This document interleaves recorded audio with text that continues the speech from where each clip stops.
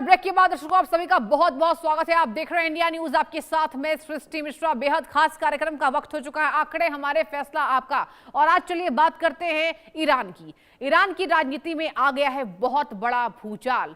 राष्ट्रपति Masoud Pezeshkian ने ले लिया है एक ऐसा फैसला जिससे पूरी दुनिया हैरान है। विदेशों में बैठे ईरानियों को अब सीधे अपने मुल्क लौटने की खुली छूट मिलने जा रही है। अब ना कोई गिरफ्तारियां होगी, न ही कोई रुकावट खड़ी की जाएगी। पेजेशकियन ने साफ कर दिया कि अगर किसी पर कोई केस भी है तो उसे गिरफ्तार करने की जगह गले लगाया जाएगा। राष्ट्रपति का यह भी दावा है कि शहीद नेता ने भी इस बात पर रजामंदी दी थी कि दुनिया के किसी भी कोने में रह रहे ईरानी नागरिकों को वतन वापसी पर परेशान न किया जाए। 1979 में आयतुल्लाह खुमैनी ने ईरान के खुले समाज को जंजीरों में जकड़ दिया था। तब से आज तक ईरान में इसका विरोध हो रहा था, लेकिन अब तेहरान की सत्ता ने निर्वासित नागरिकों के लिए अपने दरवाजे पूरी तरीके से खोल दिए हैं। राष्ट्रपति मसूद पेजेशकियन के इस नए दाव ने अंतरराष्ट्रीय गलियारों में हलचल तेज कर दी है कि जो ईरानी नागरिक कानूनी पचड़ों और सरकारी कार्रवाई के डर से मुल्क से बाहर रहने को मजबूर थे, वो वापस आ सकते हैं। उनके लिए ये चौंकाने वाला मोड़ है। यह सिर्फ एक बयान नहीं बल्कि ईरान के पुराने सिस्टम पर बहुत बड़ा हमला है। क्या ईरान सच में बदलने जा रहा है? क्या ईरान शरीयत कानून से तौबा कर चुका है? क्या पेजेशकियन वाकई विदेशों में बैठे ईरानी प्रवासियों का विश्वास जीत पाएंगे या महज एक कूटनीतिक चाल है ये? अब इसी पर हमने जनता की राय जानने की कोशिश की है। चलिए देखते हैं इंडिया न्यूज के सर्वे के सवालों में जनता ने किस तरीके से ईरान की राजनीति को समझा है और किस तरीके से आंकड़ों के जरिए अपने बयान को दिया है। चलिए नंबर 1 सवाल पर चलते हैं।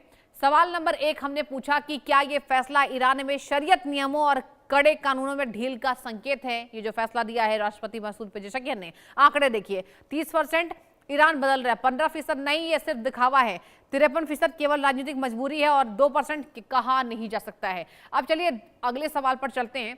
दूसरा सवाल हमने पूछा ईरान को लेकर कि क्या ईरान के राष्ट्रपति का ये कदम पुराने सिस्टम पर बड़ा अटैक है? ये जो कदम है ये पुराना जो सिस्टम चल रहा है उस पर अटैक है क्या?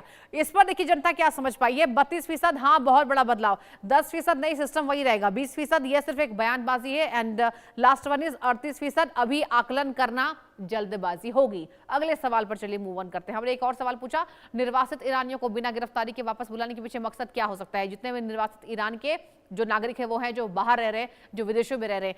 आंकड़े 32% देश की छवि सुधारना, 26 अर्थव्यवस्था मजबूत करना, 19 आंतरिक विरोध को दबाना, 23 अंतर्राष्ट्रीय दबाव कम करना।